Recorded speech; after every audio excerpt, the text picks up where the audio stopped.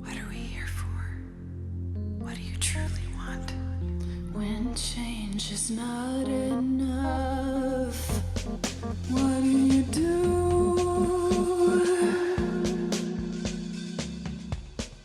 What are we here for? What do you truly want? When change is not enough, what do you do?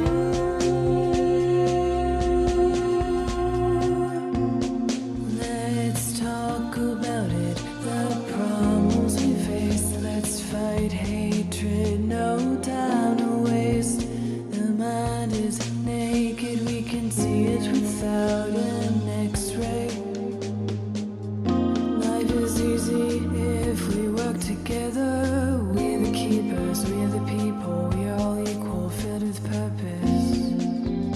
The past has pain, it'll drive you, even make you take aim. But together is where we should aim. Together is where we should. What are we here for? What do you truly want? When change is not enough, what do you do?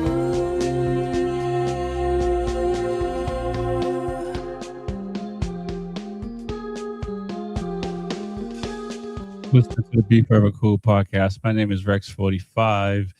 And MotoGP has just started this weekend. I got a little bit of feedback, but you guys can't hear it, but it's all good. We're going to have some fun tonight because I'm excited. The first round is Thailand. We got the guys in here to chop it up. We got this game we're playing, and we got scores to discuss and see where we're standing and stuff like that. I mean, for the most part, I think we can all agree that, I was right and I'm always right. But we got to hear the guys and let them, confirm how right I was or not and hear their sides of the story. My name is Rex45. I'm ready to get into this thing. TJ, man, welcome to the show, man. How you doing tonight, man? I'm doing good.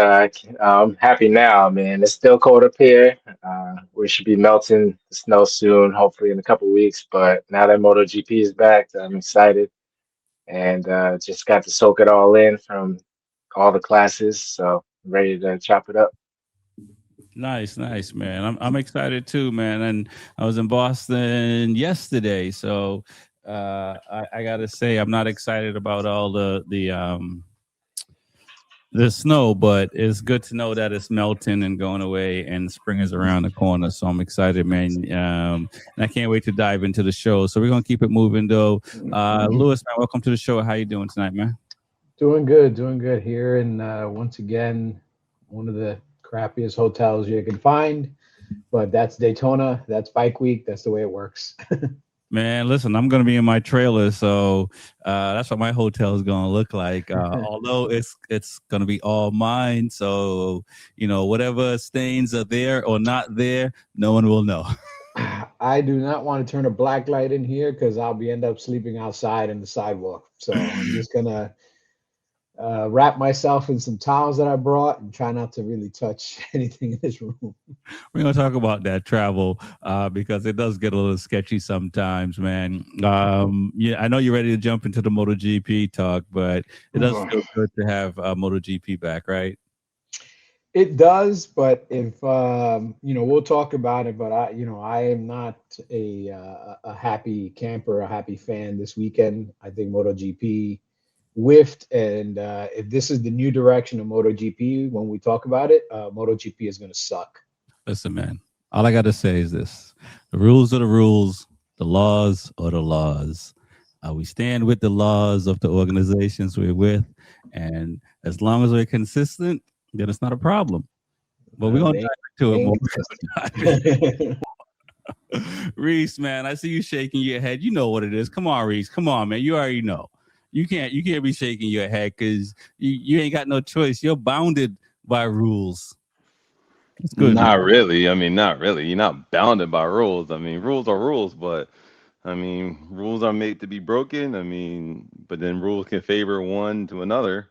I mean, I agree, man. If this is something that they're going to say, I mean, like, oh God, we're in trouble. Yeah, yeah. We're gonna dive into it because we've seen other leagues clean things up, for lack of a better word. And again, as long as we're consistent, I think it's okay. And that's it. And we'll see as the season go, and we'll touch into it. But I think Mark knows the rules, and I think the issue with Mark is just let me know sooner so I got a chance. But we'll dive into it. How you doing, man? I see you got them guns out. What's going on, man? You going to the gun show? Nah, I just left the gym to get here to get to this show. I wish. Ain't no guns here. But Come everything good on. over here. Just sitting there and back Sun's up, home guns and out. No, head over there to meet Lewis in Daytona. no doubt. I'm gonna catch up with you guys there too as well. In a few days. All right, fellas, man. I mean, I know a lot of other people lose their ish over when other sports are coming around, but us gasoline guys, two-wheel guys, horsepower guys, is nothing like MotoGP. And I think this round might be the first round in a long time that I can say I was right. I'm just saying. What's going on, fellas? What are your thoughts on the overall weekend? Outside of the crashes, and I guess the biggest thing is the sprint race and the penalty on Marquez. So let's talk about how you guys feel about the penalties. You agree, disagree, why not, and also was it worth the wait? Start with TJ. It was definitely worth the wait. As far as that penalty, I mean, we can go back to, Rossi days. Like, those things got to slide. They fight all the way to the end. I think Mark deserved that victory. I mean, even after his victory lap, he rode past the stewards and gave him a little clap just to see like the direction where this is going. I mean, Mark always has something up his sleeve, so yeah, he's gonna have something ready for the next race if this something like this occurs again. But I think he deserves that victory. I don't think they should let him drop a position. I mean, they did notify him a little late. It was like the last lap, so I mean, it's just it was a clean racing move. I think Pedro Acosta just kind of reacted a little All extra, I right, would all right. say. No, let me correct you there, and the other two gentlemen that are going to come up after you. Both Marquez and Acosta both said they touch. I mean, yeah, but they were all in line. I mean, he showed him the tire. Mark was ahead of him slightly. They wanted to get to that finish line. So I mean, it's a tough decision, but like it's like you were mentioning, if, as long as they're consistent, you know, then hopefully it'll be better. But I don't know. It was kind of sketchy now. Yeah, I agree, man. Reese, man, let's talk about that. Like I said, they both said they touch. Was it worth the wait watching it? You're going to keep your MotoGP subscription, maybe not World Superbike. And what are your thoughts on the sprint and that decision to tell Marquez to drop a position?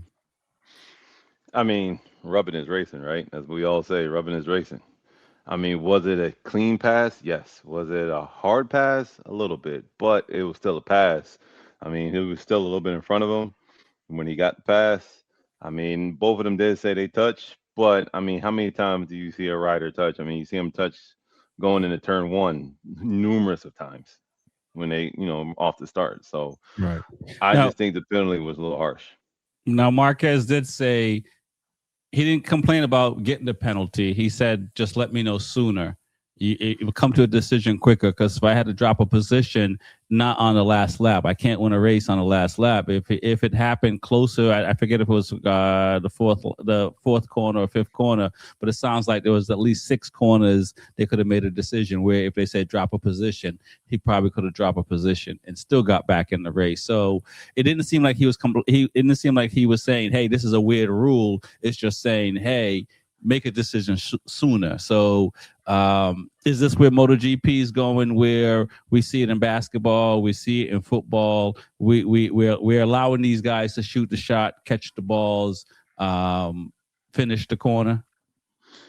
I mean, Mark is never going to complain about a penalty. I mean, he's going to take it in stride and take it on the chin, and he's 100% right. I mean, you saw the pass, so you could have let him know sooner, so he can actually drop and get regain or fight for the position back again, instead of waiting till the very end and say, "Oh, you got to drop a position. Now it's too late. I have no chance. I just got to finish it out," or gain enough gap to where it doesn't hurt.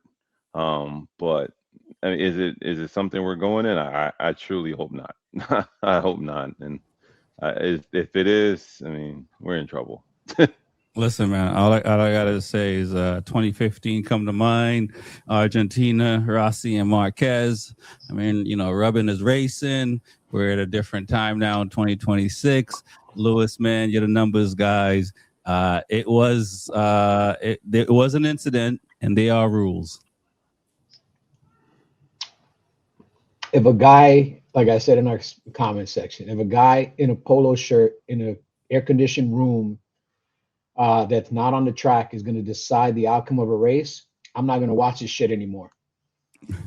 Because rubbing is racing. We all agree upon that. There's always going to be contact. We've said multiple times on this podcast and other places, it's getting very difficult for these bikes to pass because of all the aero and everything else. Unfortunately, passing and doing these lunges, as long as they're controlled lunges, these lunges are the only way to pass. You're not going to out horsepower anybody anymore. Unless you come off the corner and you're on somebody's rear tire, you can get in their slipstream. You still need to pass them on the brakes. You're not just going to out motor somebody. Right. And, was it a hard pass? It was a hard pass. But you know what? You know what was a harder pass? Alex Marquez into Digia. And they didn't make Alex Marquez drop. And that happened pretty early in the race. So if you're going to make these decisions, you need to make these decisions immediately. I was going to say, they might have implemented these rules for Morbidelli and never think that it would have been Acosta and Marquez. And again, I understand the rules, but there comes a certain point in the race where you need to adjust your thinking. Because right now we've got the rule that if on the last lap, the rider goes off the track, even a little bit, even a something hair off the track, and you hit the paint outside of the track, you automatically have to drop a spot. So if I'm in first place by 15 seconds, and I just take one corner and I had to change my line because maybe I lose the front because the tire's a little worn, and my front or rear tire touches the paint, just touches it, 15 seconds in front, I still have to drop a spot because I'm not in control of the bike. I've exceeded track limits, especially if they've already warned me about exceeding track limits before. But on the last lap, it's automatic. You have to drop a spot. Some of these rules are in there for a reason, but some of these rules need to have some flexibility. I don't want to see, again, some guy in a polo shirt that didn't put on a helmet, hasn't been sweating his balls off in 150,000 degree temperature, 10,000% humidity, has not been involved in the whole race, yet he determines the outcome of the race with a bullshit call that they come late at that. They could have told Mark many corners before, this is what we decided, we're going to do this. But they wait until a point when they inform Mark, when Mark really can't even let Acosta pass him and then pass him again to try to gain the lead. Well, so that's what Mark did in the last corner. He let Acosta pass him in hopes to get a drive and outmotor the KTM to the line. Right. Because that was the only position and the only time he had to do it. So again, Simon Crafar, nice guy, everything else, he's not racing. Well, he used to race, and he's one of them. He's not racing now. And he's a good guy. He's not. Yeah, he's that guy right now. As the steward, he should know when and when not to implement a rule. Right. Let's like Marquez did not argue about the penalty. It's more or less when the decision was made. So obviously they already know what the rules are ahead of time, and they all know it. And so he wasn't sitting here saying it's a bad rule. So we have to go with what Marquez says. As fans, we don't like it, right? Because Okay, so let's So- say what Acosta said then. What did Acosta say? Acosta said, I don't feel like a winner today. Yeah, no doubt. Of course, because that's what you're gonna say. But he's gonna get the winner's check. But has he won his first MotoGP race? Yeah, he won his first MotoGP race with a giant asterisk next to it. Mm-hmm. I completely understand. Lewis, you're frozen for some reason, but we can hear your audio just perfectly fine. There you go. You're good to go now. No, I completely agree. But again, I'm on you guys' side as far as everything, but we have to keep in mind, let's see if they be consistent, because last year they was not consistent at all. It seemed like, Morbidelli was the one that got all the penalties and no one else did. But even this weekend, they weren't consistent. Because Alex Marquez did the same exact thing to Dan Antonio, and he didn't get penalized. And he ran his ass into the third row of the stadium. A lot of races are also decided towards the end. I mean, not the last lap, but it could be, 4 or 5 laps to go where you got to make this move, to get ahead. And you've seen Mark do it a few times, and you will rub somebody at this point because you got to outbreak them into a corner. That's basically how you make a clean pass to get that drive. Like Lewis said, you're not going to outmotor them unless, you're on a Yamaha that ain't going to get you down the straight. But right. Yeah, but that's double-edged sword, right? In a sense, because we've seen this in the Australian Open, Alcaraz against I forget who he was playing, but he took a medical timeout really just to rest, and it's in the rule books. So it's one of those things like if it's in the rule books, you can take advantage of it. And Marquez, these guys know the rules. You know what I'm saying? They know what it is, and they're taking advantage of it. And we've seen it. We've seen Marquez do it last year when he won the was it the Austin GP when if not, I guess I don't know, X amount of riders come off, they have to red flag, right? We saw it. So he knows what he's doing. But it's just one of these moments where it's him that got penalized versus the other riders. And he's been getting away with it for a while, but he knows what he's doing. So is he right? But are you going to penalize to decide a race? Yeah, that's where it's at. Like you decided a race on a penalty, and then we're complaining. The stewards are trying to say, "Oh, we got to limit the power to bring the racing closer." So now you had a close race, but now you just gave a penalty to decide it. Why did you do that? Just let it go. Let me ask you guys this: which is worse, this penalty or Vinales being penalized for tire pressure? They both suck. Okay. For real. They both suck. I mean, tire pressure, to me, tire pressure is not in the rider's control. Right. I've never seen a MotoGP rider put a tire gauge to a bike. Yeah. I've never seen them turn a screw on a bike, a nut on a bike, nothing. No. What they can do is they can manage the tire pressure by looking at their gauges, getting out of the line, letting people pass them, getting behind bikes to bring the pressure up because they bring the heat up, getting out from behind a bike to bring the pressure down because they're getting too much heat off a bike. Like they can manage that part of it, but they're not mechanics. They're not actually working on the bike. And this rule is fine if it happens to the guy in 7th place and the guy in 8th place on the last lap, because that's not significantly changing the outcome of the race on the podium. But to drop a guy from 1st place to 2nd, not give him enough warning to be smart enough, because Marquez is smart enough to know if I get this penalty now, I'm going to let Acosta pass me here, and then I have an opportunity to pass him back, and we kind of can keep this battle going. But it's also fair to say that if he didn't drop a position and finish the race in front, the other penalty might have been worse, right? It might have been a 10-second penalty. And then he would have gone to like 5th place. But again, if you're going to make these decisions, you got to make them instantaneously. You got to make them within a certain, like there should be a shot clock. There you go. Penalty shot clock. The second a penalty happens, the team hits a little button. We want to review that penalty, and Simon Crayford has 25 seconds on the shot clock to decide whether or not it's a penalty. Okay. Boom. I mean, listen, it goes both ways because we can only speak of the past and today's race. But we have had decisions where they may decide to make a decision after the race. That's what they Right. should have been penalized for his next round. Right. Yeah, Exactly. or penalize him. Long lap penalty. Well, So- the other thing you got to think about is the opposite side of that. Let's say I'm on the losing side of a battle, and somebody's tipping in front of me, and I end up tipping into them and making it seem like they pushed me off the line. Right. And now I finish in second, but because he pushed me off the line, or at least I made it seem like it pushed me off the line, now I get to win first, even though I'm 17 seconds behind. Listen, guys, last year I felt like I was the only person that was on Ducati's side, but it seemed like all you guys are on Ducati's side this year. And I have to say, if Ducati didn't drop the ball, Mark wouldn't have to take these lunges to get in front of that KTM. Well, I mean, Ducati's gotten used to being the top dog, and they're not the top dog anymore, man.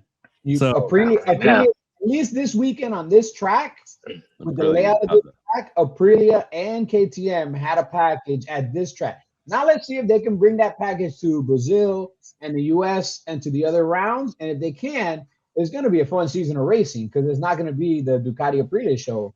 It's going to be the Ducati Aprilia KTM show. Okay, all right. So let's run through it. TJ, what are your thoughts of the qualifying and the sprint race? And then we'll circle back around, and then we'll talk about the main GP. We have our picks, and I'll say only one person picked Acosta. I wonder who that is, but for some reason that was the best pick. Numbers look good. But what are your thoughts on qualifying? Were you shocked to see what KTM and Aprilia was doing? All four Aprilia. I mean, this is a bad time for Ducati for sure. I mean, practicing and qualifying was pretty interesting. Like Aprilia definitely stepped their game up. It's funny that I think they were like the only bike to go down during the practice and qualifying, and but they would still be able to pull out one of the best times. And Bezzecchi setting the charge, and Martin looked really good as well. I mean, like Bezzecchi, for him to be like kind of the leader part of Aprilia. I mean, they are setting the tone right now where like if one or two of their riders don't do well, they have a backup where their other riders are also still going to do good enough where they can probably steal this constructive championship from Ducati and stuff like that. So it's a good start for them. But let's see.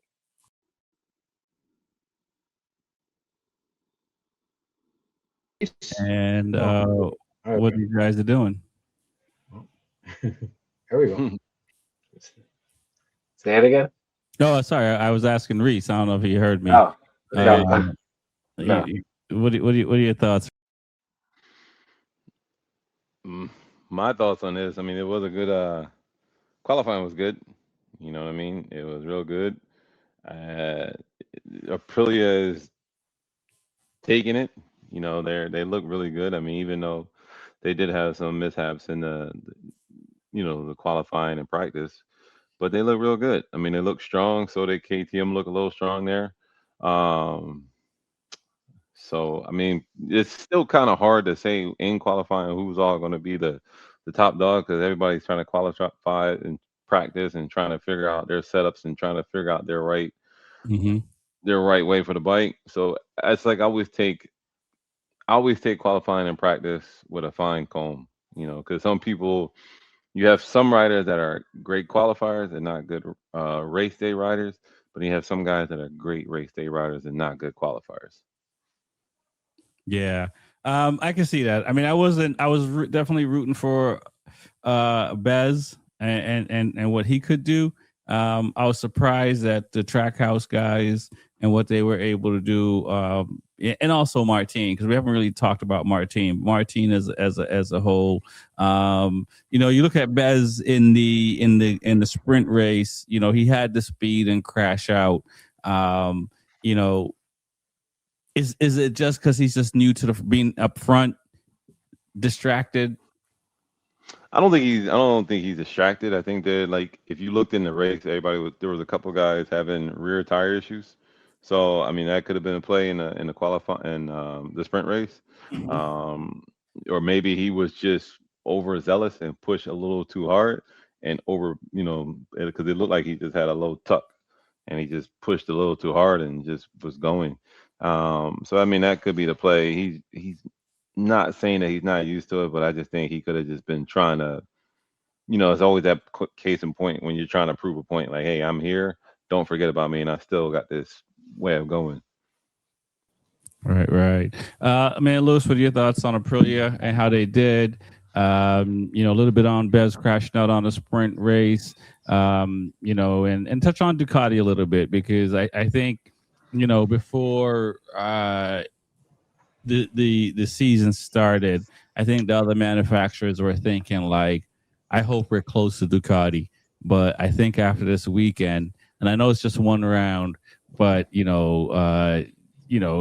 you're everyone but Yamaha, you kind of have been like, we got something.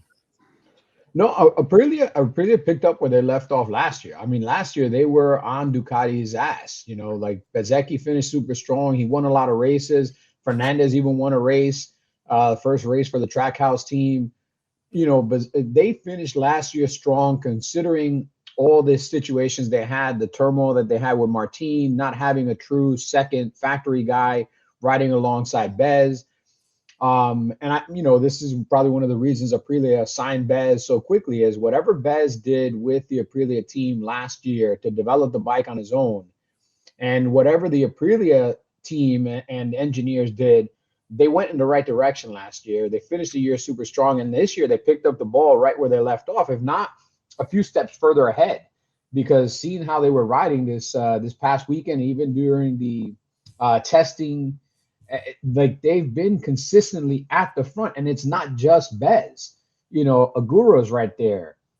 Fernandez is right there. Like everybody on an Aprilia is right there. Even Martin, coming back from injury and hasn't been riding, he's right there. So the package that Aprilia has put together, I really think has either caught or exceeded the Ducati in certain areas, and now it's on par or even might be a little bit above where the Ducati is at. Because if you look at this weekend, Ducati wasn't in a great situation. Alex Marquez had his issues. Marc Marquez had his issues. Pecco Bagnaia is already in midseason form, finishing in 9th place, like right where he belongs. So the factory team, half of the factory team is not doing well. Fermin Aldeguer is hurt, so he's not there. So this past weekend is probably a weekend that Ducati wants to put behind them as quickly as possible, move on to Brazil, and hopefully, start putting the pieces together. I don't think Ducati has fallen that far off. I think they had a really off weekend. They had some weird things happen. I don't know if they bought, leftover Marchesinis and they were made out of a, Chinesium instead of regular good forged metal. But, to hit a curb and have your rim bend and your tire flatten, like I've never seen that happen in at least world-class racing. That's something you see at a track day with like a shitty pair of aluminum wheels, but not Marchesinis. Yeah. Lewis, man. So Aprilia is catching up. KTM is the anomaly. I don't know if KTM is going to be able to hold this form at every track they go to. I think certain tracks help them. We're going to talk about KTM next, and we'll jump into the GP as well. I will say this. Listen, man, at the end of the day, 1 + 8 is 9, and 9 + 0 is 9. Both factory guys got 9 points for the weekend. I mean, I'm just saying. One guy was fighting at the front and one guy was looking at rookies' asses for most of the race. So there is a difference. 9 is 9, but 9 doesn't always equal 9. When you finish, it does, but it might be ugly during the process. But let's talk about KTM, guys. We'll start with TJ, man. I chose Acosta as my guy. Some people thought I just disliked Marquez that much that I didn't pick a brother to get on the podium this round.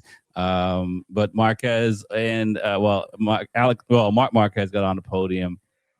I'll say this, TJ. I'm just, I've been saying, is Lorenzo, the motorcycle racer whisperer, and where Vinales finished. I mean, this can't be credibility for your as a coach when you finish worse than how you started last year. What are your thoughts on KTM outside of Acosta? Because Acosta he did everything he did last year. He just didn't crash this year. Yeah, outside of Acosta, he's definitely growing up a lot smoother, and then he's definitely in the charge for a fight. And I picked Maverick because I feel like when he starts the season, he's very strong. He's always in the fight. Like he's won Grand Prix in first race of the season. So I just took a gamble, but like finished last, like behind Top Rock. Not no disrespect to Top Rock, but behind Top Rock and the rookies and all that stuff. Like and all the training you've done to start before the start of the season. Like I expected a lot more for the first race, especially to see what Acosta did and Bender, all those guys. Finished decent. But he didn't show anything, and I don't know. Maybe still in training. So hopefully he can turn it around. Uh, but yeah, I don't know. So with Maverick, he shows up when he wants to. I gotta correct you a little bit. He did finish in front of Top Rock in both races. Oh, yeah. 19th in the sprint.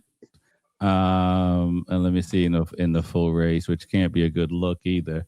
19th in the sprint and 16th in the GP race. So out of the points for Oh, he got sure. that. But nonetheless, Reese, man. I mean, we see KTM. They it looks like they kind of lost some of the top speed. If you look at what Acosta is doing, look pretty unbelievable. But still kind of disappointing for those other guys because when one guy is doing it, it's not enough. It's not enough data, right? No, it's not really. I mean, you still got data. You're trying to figure out what the top guy was doing, and you're also trying to figure out what was the problem with the other guys, why they were so far back, and see if we can blend it together and see where they were a little stronger at. Because at the end of the day, as fans or as anybody that's watching, you guys don't. There's data and steps you don't see, and certain geometry you don't see. Is maybe this bike was better over here versus this bike is better over here, turn 3 or 4.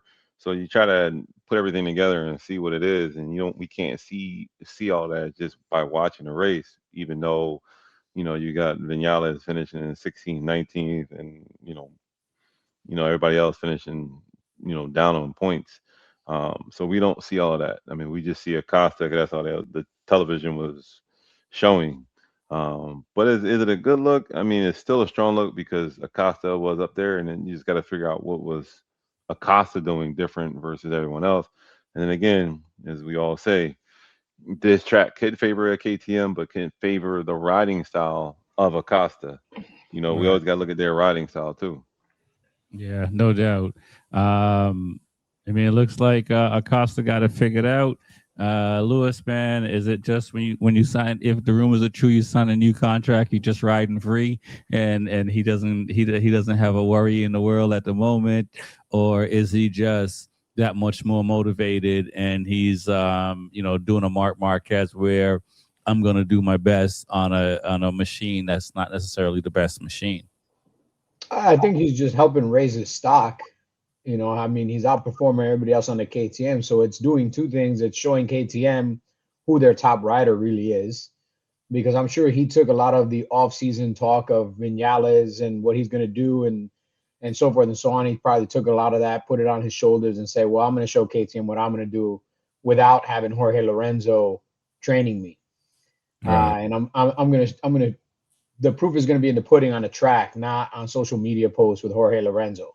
Right. And let me ask you this: Do you fire Lorenzo after this round if you've been? Oh yeah. I fired his ass Saturday morning. I mean, this does not help sell the Jorge Lorenzo school of racing very well. So hopefully they can turn it around, because I mean, if I hired Jorge Lorenzo and we did we did a weekend because Jorge Lorenzo and Jorge Lorenzo and Vinales put out a video before the weekend saying that we're gonna see after this weekend if I'm fired. It's like, you might be fired, bro. Yeah. I think so too, man. I think so too. I think it's not a good look. I mean, Vinales started off the season last year on his fourth manufacturer in MotoGP and still did better than this first round. It's Ducati's not in the same situation as Yamaha, but I've been saying this all season, since all last season, that they've been messing up. We see the struggles. Marquez was not a rider that could just take his time and jump into first place like he did, or whatever position he was trying to get last year. Even though it was his first year on the 25, he definitely was able to ride the bike more calmer and look like he wanted to make decisions when he wanted to. This first race, he looked like he was riding like Quartararo last year. Just try and throw that bike anywhere he can just to get up in front. Not anywhere, but throw the bike up in places where he probably knew he couldn't get to, but was forcing it. I mean, and I think that's the penalty that he got, because he was forcing it. That kind of thing. Where last year he didn't have to force it. He was meticulous. He jumped to the front of the race when he wanted to. He let his brother jump in front of him when he wanted to, and still finished the race. So the problem with Ducati is it's the first round, and we can talk about tracks and blah, blah, blah, but it's not a good look when the guy who's an alien has to start riding like Quartararo. What are your thoughts, TJ? For one, I know he hasn't won at this track, so that's another thing. Like he's dominated pretty much every track except for this one. He hasn't won. There's a lot of right hand turns. There's some lefts too. But yeah, Mark will figure it out, I think, before Pecco will. But I think he was definitely riding like Quartararo. That's a good reference there. But I think they'll figure it out. This is just, the first round. Gigi and all those guys, I know that's something up their sleeve always. So Right. I'm not worried about Ducati, but I'm sure Aprilia is definitely gonna be a good challenge for them, and they're definitely gonna need Mark to help them. So. Listen, Reese, man. Who's ducking the wrench when they get back in the paddock for this one, man? With Ducati, the blown tire, the jacked up rim. Who's ducking the wrench that Marquez is thrown at him? I don't know who's ducking the wrench. Maybe your manufacturer that rim, that's the one duck. Whoever made that rim, that was a defective rim there. Just to hit a curb and bent that bad. That's in several places. Right, and he said he started feeling it, but he didn't. He just said he was taking it as it was sliding, and he was like, I just got to go for it. I'm used to it, so I got to go. But then it got worse and worse. So, there's nothing the mechanics did wrong. Whoever made that wheel, that's who needs to duck. That's a problem there. But then we also got to look at it as, you guys were talking about Ducati, but you also got to look at it like this too. Mark's coming off an injury. Yep. So is his shoulder at 100%? And if it is at 100%, does he have the strength still in that shoulder to actually do what he used to do?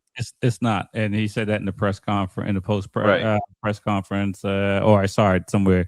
It's not 100%, and he struggled in those corners where his right shoulder came into play. Right. So that's another thing you got to take in aspect. It's still a lot of force on your body, and he's probably feeling that effect. And like you said, it's not 100%. So there's things, as any athlete or anybody knows, especially when I had my injuries, there are certain things when you are injured, you can't do. Your body will just limit you. Like, yeah, I'm not going to do that. So there's certain things that he probably can and can't do. And so it may look like he's struggling, but he's not really. He's not going to force it in there. Mark has gotten older and gotten smarter, so he's not going to take that much risk no more. Well, he will take the risk, but not risk of killing himself. Right. No, I completely agree, which is the unfortunate side. Knowing, as a racer, as a mechanic, as a team owner, no one wants to forfeit a race or a DNF because of a mechanical, right, or defective apart. So nobody wants that. Lewis, is it time to start for me to start selling my Volkswagen stock? What are you telling me, man? No.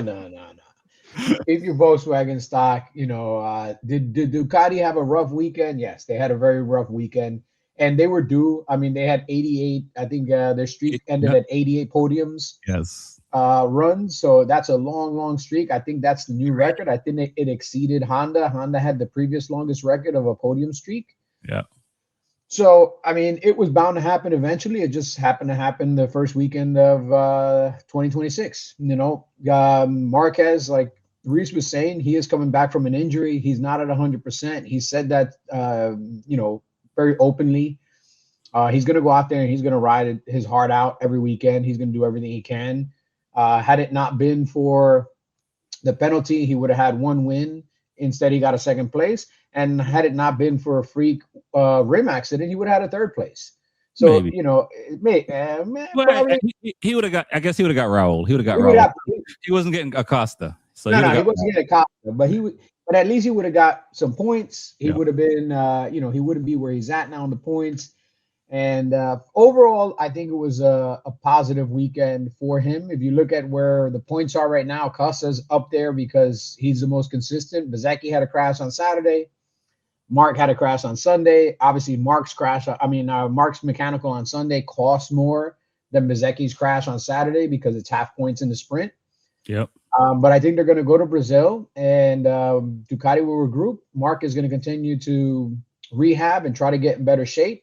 The sad part about it is, you've got 3 races in less than 5 weeks. And so it's not like Ducati and Mark are going to be able to do a whole lot of recouping in 2.5 weeks before Brazil. And then the following week, you go right to Coda. So they've got a very short period of time to do some stuff. And then they've got a little bit of a break before they go start doing the European rounds. So Brazil is going to be a new track for everybody because nobody that's on the grid has ever raced at Brazil. Coda is going to be a good track for quite a few guys because quite a few guys shine at Coda. So it'll be a good competitive race. And then we'll see what happens when they go back. But I don't think it's time for Ducati to throw up the bat signal. Like, we need help where, there's plenty of guys there that know what they're doing and they're going to put the right pieces together and they're going to get the bike right up there competitive. And at least the main guys are going to be back at the front. It's just they don't have that buffer that they had in the past where they were the best of the best. Now everybody else is catching up. Listen, man. The only person that's feeling good is Furman because he's not there. Morbidelli, Digia, Pecco, and Piero, what's his name? That was a fill-in. Yeah, but he don't count. He don't count. But he don't count. Like it's like, come on, man. I mean, what like Marquez, his Quartararo. I don't want to keep using this reference. His Quartararo for Yamaha. Come on, Alex. I'm sorry, Alex Marquez is the other person I was trying to think of. Alex had a horrible weekend as well, more so worse than Pecco because Pecco is in front of Alex on points. Yeah, I mean, again, it wasn't the best weekend for Ducati, but I still don't think it's, throw the baby out with the bathwater. I think it's sometimes you just have a bad weekend. You have a bad setup. The bike's not working. Before the next round, I wouldn't be surprised if they take some parts off of the 2024 bike and mix it with the 2025 bike and try to find something that works a little bit better. Yes, like they're not just going to sit back and, take this as like, oh, this is a new bar. They're going to try to push the bar again. Listen, man, Mark Marquez is already using the 24 Aero because of his lack of physical condition. Right. Already. So, I mean, how much more does he need to make it a 24 bike? But nonetheless, it's a issue, I think, for Ducati because you got Aprilia who's doing really well. First time that you got Aprilia 3 wins in a row, counting the 2 last season, and now you see what Raul is doing, you see what Ayagura is doing, and obviously Martin. Now we look at Martin. If is Martin back, or is this just a fluke as well? Because I mean, listen, 4th place is like 3 wins for Martin the way he looked this past weekend. What are you guys' thoughts on how Martin did? And we already talked about Aprilia, but how Martin did as a bounce back. TJ. I think he's done really well. I mean, he's not in the media like he has been. He was a big story last year, so he's kind of out of that. He's kind of more focused on this season at hand. So he was injured previously before the testing and all that stuff, but I think he's good to go. This first race kind of definitely helped him out as a reference of like where he needs to be. I'm sure top 10 was like a base point, and top 5 would be excellent. Where he is now, like I think he's riding really well. So we'll see what the second and third race has to offer, but I think he's sort of back. Sure. Okay, all right. What are your thoughts, Reese, on Martin? And I mean, him and Mir, who unfortunately had mechanicals as well, but it's another guy that looked really well. On a bike outside of being on a Ducati. I mean, Martin looked real good. I mean, he looked smooth. He looked real good. I mean, he looked strong. Um, it'd be nice to see him keep it up in the next couple upcoming rounds. See him not crash or hurt himself again. So we all got to see what the next couple of tracks or throughout the season on how Aprilia takes to the tracks or how Martin even takes to certain tracks. I mean, like Lewis said, we're going to Brazil. When Brazil comes up, no one's been there, so we got to see how everyone plays out. And then Coda is certain guys' tracks. So I mean, there's different avenues, and Mir looked strong, except for that mechanical problem that I saw. I mean, he looked real strong. So did Honda look strong. They looked like they were there. Out of the Japanese, they're one of the top ones. So kudos to them. Right. Lewis, man, what are your thoughts, man? I mean,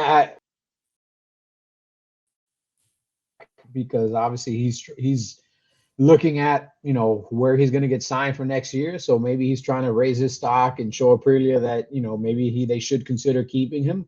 I still don't think they're going to keep him. I think that the embarrassment of last year and just the way he handled things, I don't know much about that team, but in general, most teams don't like to be kind of dragged in front of the media and made to feel the way that they were made to feel and put in front of the media. But if he's a strong enough rider and he's competitive enough, maybe they'll consider keeping him. I don't know. But it's not hurting his stock to show that he's getting him back into shape, that he's in form, and we'll see how it goes over the next couple of rounds. In the next couple of rounds, is he going to be able to maintain this speed, maintain this form? I mean, finishing between Fernandez and Igura that are on satellite bikes, and it's the same bike, it's probably not where you want to be. You want to be in front of the satellite bikes, but finishing sandwiched between the two of them at least shows that you know how to ride the bike and that you're starting to adapt to the bike. And let's see how far he can get. Let's see if he can get back on the podium. Let's see if he can maybe get a win or two this year. I think his main job this year is to try to raise his stock again, because his stock took a huge hit last year. Mm-hmm. And if he's going to try to get a new contract, he wants to get paid either what he's getting paid or more. So he really needs to go out there and perform so that he can kind of go to other manufacturers and, hey, this is what I can do. This is what I can do. Not what I did in the past, what I'm doing now. And if I'm doing this now, this is kind of what I believe I'm worth. And let's sit down and negotiate either with Aprilia or with somebody else. Okay. All right. No doubt. Before I ask, is it, I mean, it's the first round, but it looks really crazy where Ducati hasn't been on the podium in 88 races and stuff like that. But we'll push that a little bit further in the show. Let's talk about Yamaha. I mean, I think this has got to be one of the worst outings that they've had. Diego Moreira finished in front of Top Rack, so I can't feel good for a dude 5 years younger than you to finish, 4 bikes in front of you, 5 bikes in front of you, kind of thing.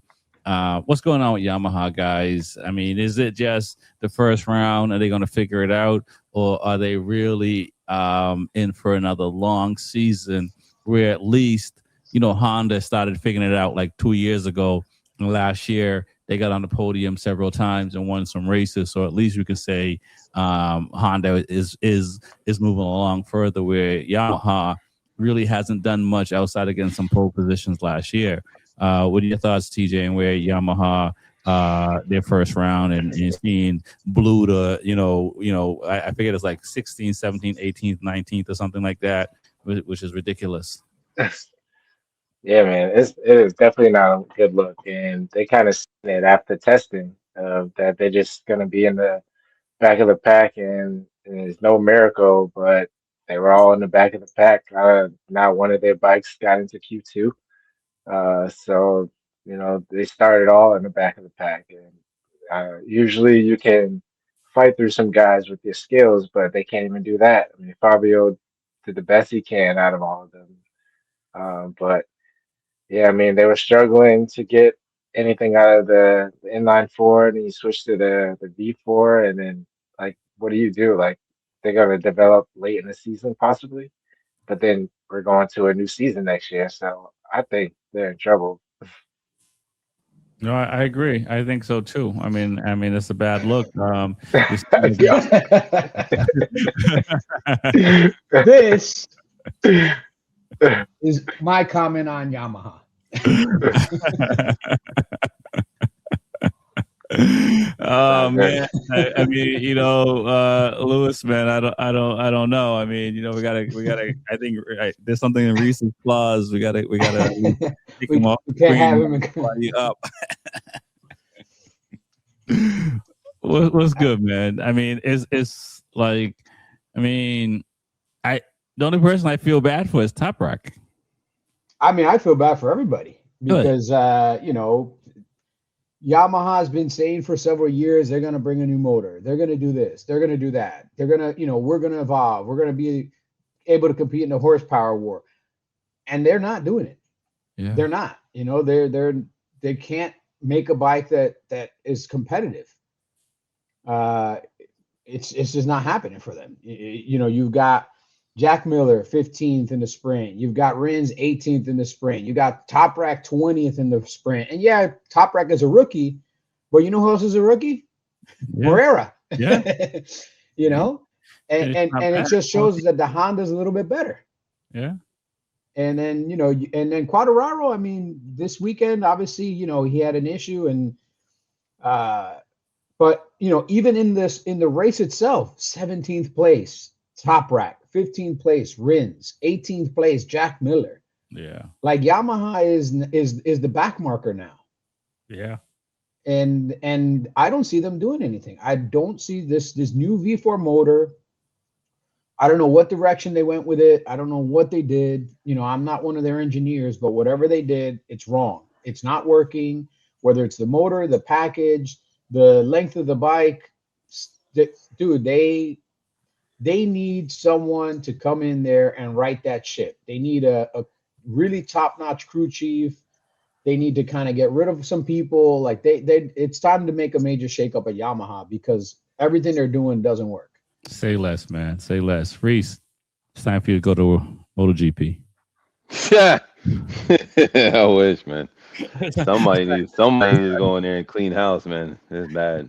It's time for you to throw some wrenches. Something needs to happen, man. It was a little embarrassing, man. To be on, I was a little hurt. It was a little embarrassing. I'm looking at the standings here. Like Lewis said, I mean, 14th, 15th, 17th, 18th place for the Yamaha guys in the race. And I mean, you're sitting behind a rookie in 13th place. You're sitting behind Honda. You're sitting behind everybody. I mean, it was a little hurt. It was embarrassing. I mean, like Lewis even said, I mean, somebody that made that V4, some engineer, somebody that did it or whatever they did, they lost their way. They thought it was good, and it doesn't work. And I know from what I know from going over here and talking to like the guys in the corporate office, the Japanese guys are like they're old school, and they're like, if it ain't broke, don't fix it. And I always tell them, I told them a long time ago, I was like, yo, something's broke, fix this damn shit. Right. Something's broke. Because I mean, before Ducati was winning, they had a bike that was fast but couldn't turn. Before KTM was winning, they had a bike that was fast that couldn't turn. Honda had a bike that was fast that couldn't turn. So, like, how you not bring a bike that's fast that can't turn for Yamaha? I mean, they like at least be second in the speed trap. and they're not. It's not even second in the speed trap. They're still slow. The chassis sucks. And I mean, I was looking at something Quattraro said. He don't even think that they're going. That he was, they're not even going to have a new package until, I think Le Mans or something, or even Wow. after. Wow. Yeah. So he was like, maybe I was optimistic. Maybe I was too optimistic. So I mean, I feel bad for all four of them guys. I definitely feel bad for Top Rack for coming over and thinking things are going to be better, but I just feel bad for all the guys over there. Okay. Something's not right, and it needs to be fixed quick because it's embarrassing. No, it's embarrassing for Yamaha because of where they've been. Obviously, we've seen KTM and Aprilia go through that. We've seen Kawasaki and MotoGP go through that as well. Ducati was at the back of the pile as well and stuff like that. But for when you think about MotoGP, you think of Yamaha, you think of Honda, right? You do think of Suzuki, the early days and stuff like that. But for where they are right now, and for them to let as much time has lapsed and not start to move forward. I mean, and I'm a fan of V4 engines, right? So I'm not gonna sit here and say it's the V4 engine, but like this can't be a good look. And I mean, if you're Quattararo, if Honda's offering you a seat, you're gonna take it. I mean, hell, if I was Quattararo, I'd be going to Grassini at this point. You got a better shot. I mean, they'd have been better off just buying this old Suzuki packet, like Lewis said a while ago, buying that old Suzuki motor and use that as a platform. You'd have Yeah. been better off buying that thing. Yeah. You know what I mean? So that's pretty tough. Let's talk about Honda before we look at the points and get out of here, guys. I think, Luca, I was hoping Luca Marini had a better outing than he did. Mia had a really good outing, had mechanical. What are your thoughts on Honda, where they're at? It seems like KTM is sitting here saying we're going to be number 3. TJ. I mean, I think Honda's stepping it up for sure. I feel like they were going to improve pretty fast. I'm just hoping Mir does not start with this, DNFs. I mean, obviously this wasn't his fault. I mean, he always seemed like he has that bad luck behind him. So like, he's doing really well. Luca Marini, I feel is definitely going to do a lot better. I mean, he started okay. And I think he finished with 10th in the sprint and a little better in the GP, and hopefully a little better from Zarco. But Honda is going in the right direction. Uh, for them to get past KTM, I think it's possible, but on the KTM side, Bastianini is gonna have to step up and help Acosta and hopefully Maverick. But I think Honda is going in the right direction. Mir is very smooth, and hopefully he can just get more finishes. Okay. I agree. I hope it gets better. What are your thoughts, Reese, on where Honda's at? Diego Moreira. I mean, this guy spent a couple of years in Moto 2. I mean, I know that Acosta has a better record than he has looking at Moto 3 and Moto 2 and stuff like that. But the guy doesn't look that slow for a rookie in MotoGP for his first round. What are your thoughts, Reese? No, I mean, looking here, I mean, he finished 13th in the race, and he finished 13th again in the sprint. I mean, but for his times, he's pretty quick. I mean, I give him a couple more rounds just to kind of get his head wrapped around it. It's a little bit different ball game stepping up from the Moto 2 to the GP round. So I give him a little bit more time, and I think he'll be right there in the mix and be someone to be talking about coming down the line. So I mean, I definitely give the kids his flowers. He's got something there. Yeah, I agree. What are your thoughts overall on what Honda is doing? Do we keep the guys for next year, or do we sign slow people on Yamaha?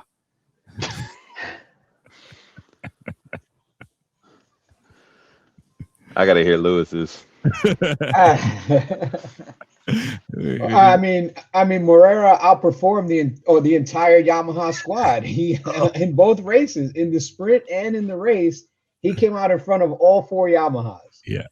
So as Yamaha, that's another punch in the eye. Is this kid who's only been racing this bike about a week and a half outperformed all four of our riders?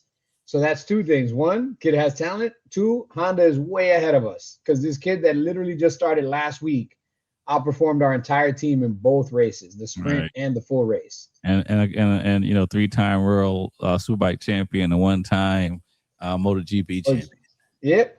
I mean, well, we said a couple of weeks back, Top Rack is not going to come into MotoGP and set the world on fire, especially not on the Yamaha, and especially it's going to take them time to adapt to the bikes, the electronics, and more than anything else, the tires. You know, these Right. tires aren't working for him, and he's even said it that when he was behind Jack Miller into practice, as he was following him and he was seeing what Jack Miller was doing, you know, he's trying to adapt his riding style to maximize what the tires can do because he didn't think the tires could do what needs to be done. Like he's Right. starting to understand. Even in the one race, he got to the end of the front straight and he was worried that his brakes weren't hot enough to actually stop the bike. So you know, it's a huge learning curve Right. when you're coming from a super bike that has, you know, steel rotors to a MotoGP bike.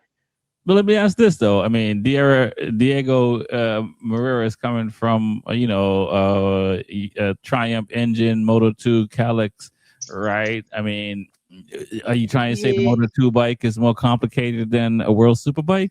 I think the Moto 2 bike makes adaptation to the Moto B bike better than adaptation from a World Superbike to a MotoGP bike Oh, because you're kind of being groomed into what MotoGP bikes are by being in Moto 3 and Moto 2. right. And you're in the paddock all the time, so you also have access to the MotoGP riders. Like Moreira has a really good relationship, it seems, with Alex Marquez and Mark Marquez and several other Spanish riders. Right. Yeah. Whereas if you come from the World Superbike paddock, you know, nobody there is using carbon fiber disc brakes. Nobody there is using ride height devices. Nobody's using this. Nobody's using that. You know, it looks like a bike. It sounds like a bike, but it's a much different animal than a super bike. Mm-hmm. Definitely. Um, let's who do we talk about? We didn't talk about Rins. We didn't talk about Don't need to Bashi. talk about him. We Don't didn't need to talk talk about about him.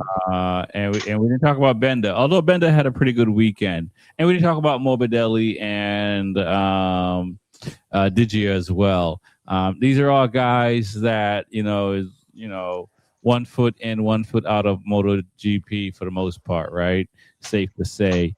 What do these guys need to do for the next round? I mean, Win. Morbidelli finished 8th. Digia finished 6th, so I think Digia out of all of them is doing the best. But Zarco, Morbidelli, Bender also finished fairly well, but last year is not enough. One round is not enough. I mean, as simple as win, but like, is it take the team out to dinner, take the team out to a poker game, we going swimming together, like. What do these guys got to do to ensure that they have the best outcome to keep themselves into MotoGP? One word: consistency. Yeah, I was gonna say the same thing. They I up in the mean, top five.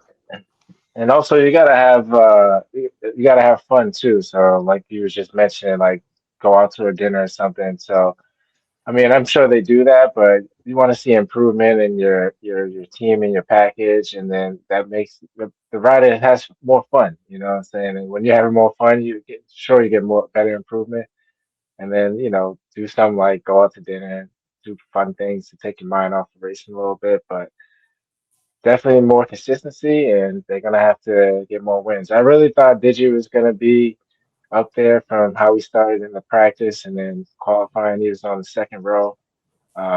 I know he got into that incident with Alex, and that just kind of, you know, messed it up a little bit. He did finish pretty well though, but Yeah, 6th and they, 8th. yeah. So, but I just think that VR46, like Morbidelli, needs to step it up a little bit. You know, but it's the first race. We'll see. It's the first race, and it's pretty wild. What are your thoughts, Reese? And we'll move to to Lewis, and then we'll bring up the scoring. I mean, same thing. Just consistency. Show a level of will. And not just kind of sitting back there and just you want to be up there in the fight, at least giving yourself an opportunity in the fight, not way back there and under the top 10, 11th, 12th, and all that, or the same positions that you were the year before. You want to show improvement. When you're not showing improvement, it's kind of a waste. You're kind of just you're almost like holding up a seat. It's Right. not. I mean, they need to show the improvement of I've been out here training, I'm getting better, I got faster, and everything else. But they're not showing that. They're still in kind of that same. They're in that same little era, that same little group. Okay, I agree. What are your thoughts, Louis? I mean, they definitely need to do something to keep showing their value.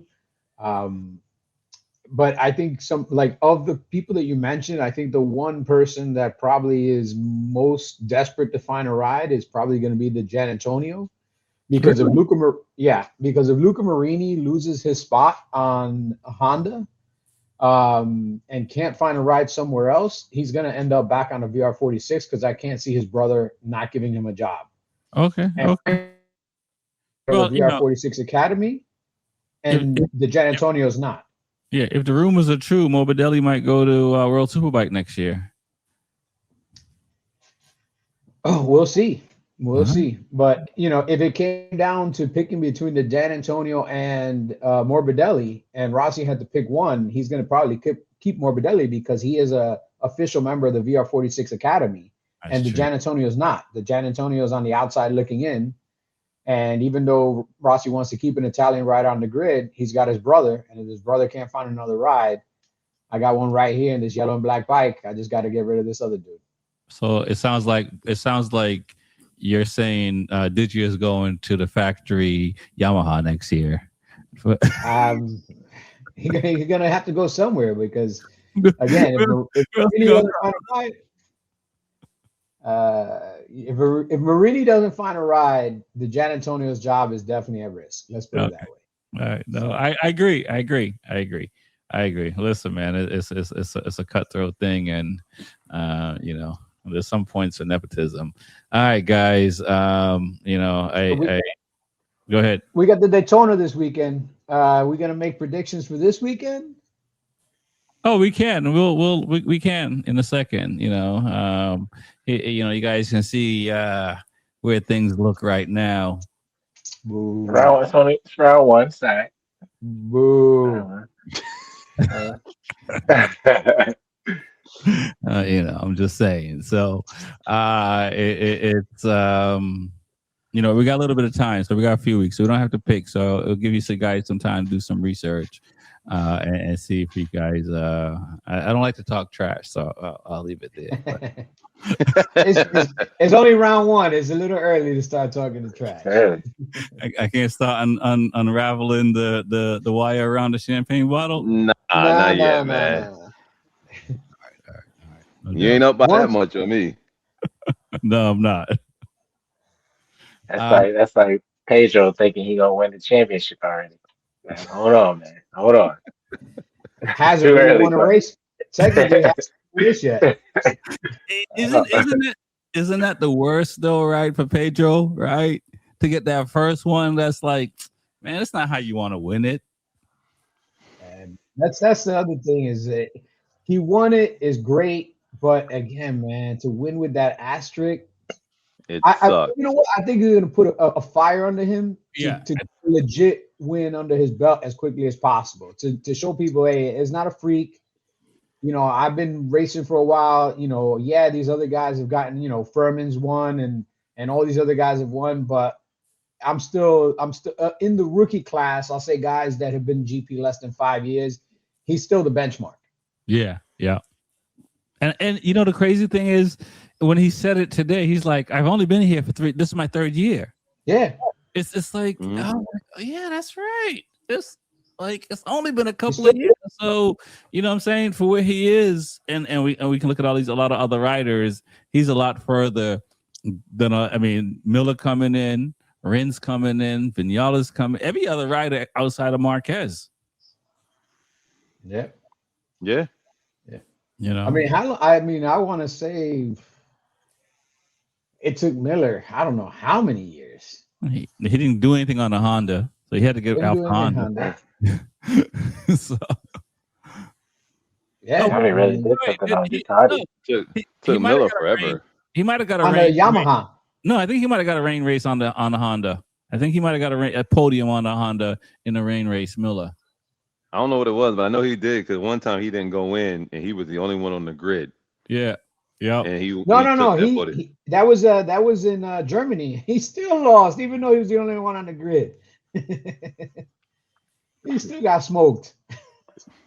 Yeah, we got to check now. So yeah, Now you gotta have me go do some research and check this out. I'll tell you right here, Jack Miller. But it's pretty impressive what Acosta is doing. I mean, and I hope that Furman Aldeguer is probably the closest thing to Acosta. And so if anybody can knock Acosta off, it would be Furman. I mean, Diego could do it too, but I think Furman had a better Moto2 career than Diego, even though he won the world title. He won his first race in 2016 in Assen in a rain-shortened race. On what bike? On a Mark VDS Honda. Okay, yeah. So that was 2016, and Jack Miller joined MotoGP 2013. I think he came in with Marquez. Let's see. Join MotoGP. Oh, he's been there a long time. Yeah. He's been 2015. 2015, second year.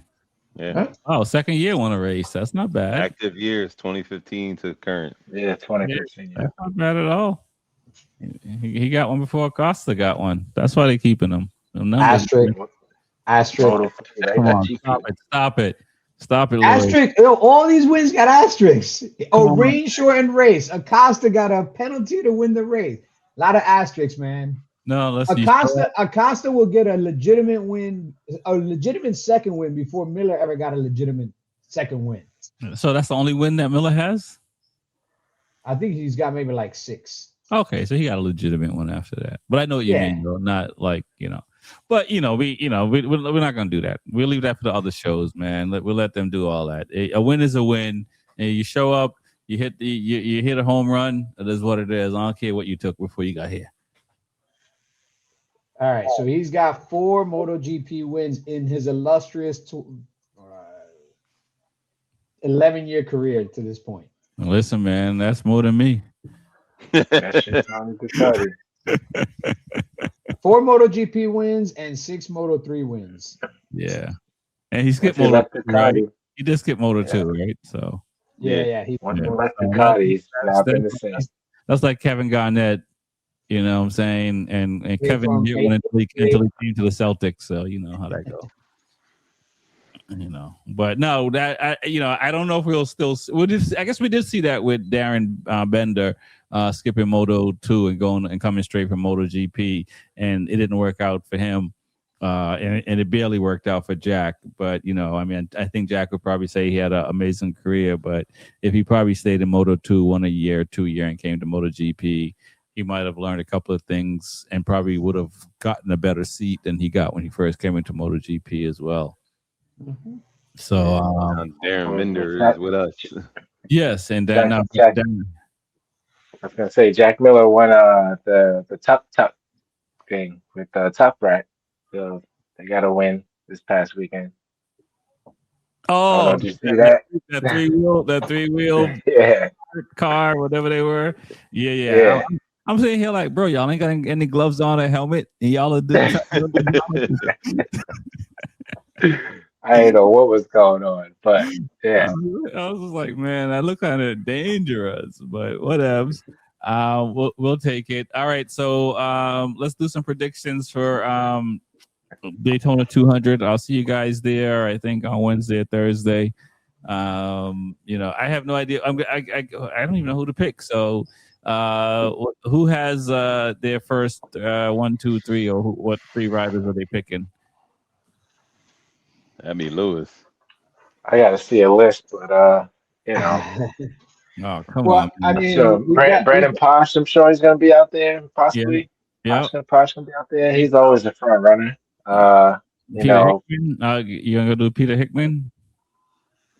I mean, I don't know if my guy Josh Herron's running it, but he's He's won He the is. running. past He's Oh, is he running. running He's it? running. He's running. run Okay. the past 3 years. So, and then hopefully Escalante cannot run out of gas. Maybe he can possibly finish too.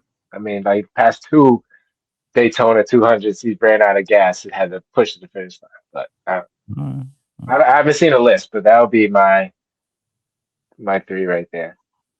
okay. All right. I'll go Hickman. I'll go Heron, and who else is running it? I'll go Eladrea. She's running, youngest ever. I mean, I got Heron, Posh, and then I gotta go with the guy that Lewis hates. You know, Blake. I hate a lot of people. Blake. Nah, Blake's my boy, man. You got it mixed up. The first guy you chose, that's the dude that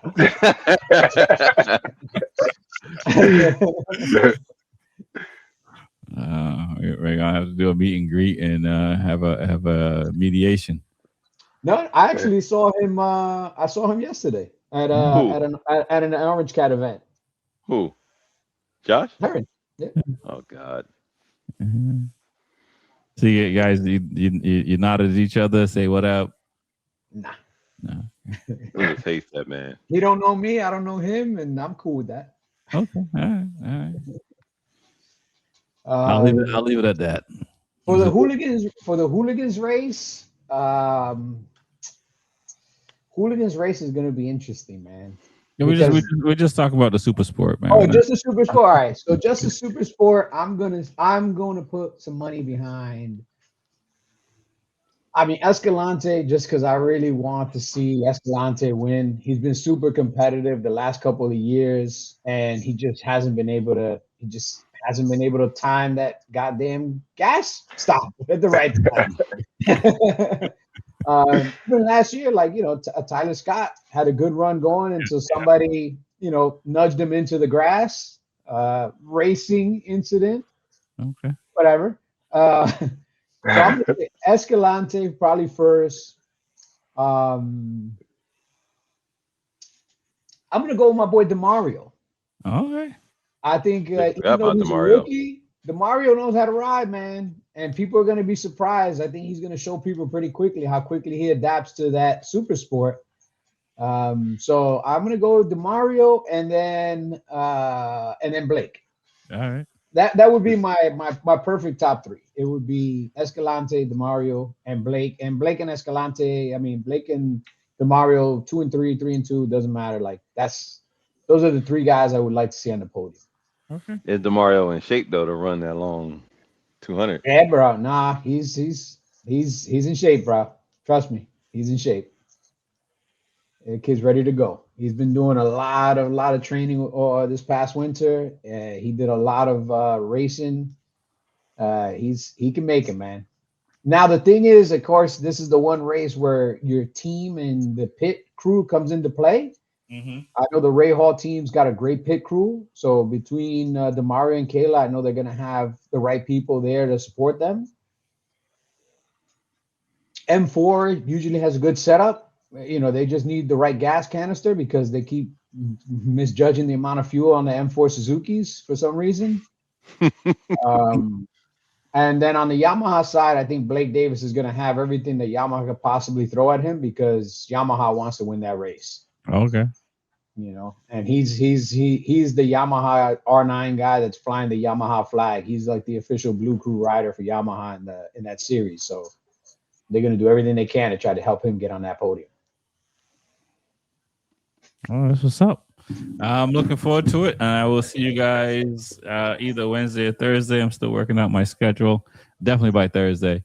I'm excited to take in Daytona. It's been a little bit for me, so I'm very excited. This is Be Forever Cool podcast. My name is Rexy45. I want to thank TJ with 2 Wheels and Coffee, Reese from Attack Yamaha, the real Luis Ortega, the numbers guy. Peace. Peace. Peace.